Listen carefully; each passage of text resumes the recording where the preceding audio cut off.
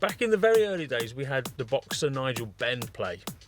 And that was in one, and I think it was the first year, so we're talking 1995. Now, for whatever reason, Chris Hall had booked Nigel Benn to come and play because he'd, supposedly mixing a few different records and whatever, and playing. And Nigel himself was a good guy, but it was one of the busiest nights that we'd ever had. About 2,500 people turned up, but mostly all in double-breasted suits. So we couldn't actually let a lot of them in because obviously they didn't fit in with the passion crowd and whatever. And so Nigel turned up, and he was playing house music and he was supposed to be mixing, and he turned up and he met me and he went, "Hi Jay, how you doing?" And I was like, he says, "Oh, all right mate, how you doing?" I says, "Yeah."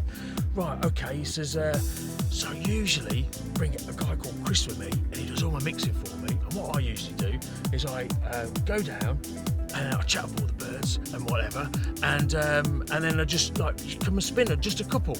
So, but I can't tonight because my missus is with me. And we're like, "Oh right, okay." So anyway, so he came into the office upstairs, and on his rider he had Asti Spumante as the drinks that he wanted, and he necked his bottle of Asti Spumante, and he was like down there and he was mixing, and he was awful. He was really, really bad. It was like, people were like booing and this, that, the other. One guy, because remember the glass behind the DJ booth? Yeah. Well, one guy came behind the glass to like, knocked on the glass and went to Nigel Benn and went like that to Nigel Benn behind the booth, right? And he looked through it, and he walked round the other side and pinned this guy up, and I'm like, oh no, what's going on?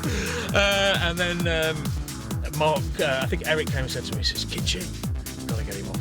Got to go and get rid of him." I'm like, "How do I go and tell Nigel Benn, the international boxer, that he's got to come off?" He went, "Whatever, there's people leaving in their droves. If you want to keep your job, you got to go and do it." So I went like, "Excuse me, Nigel, if you want, I'll take over here." And he went, "No."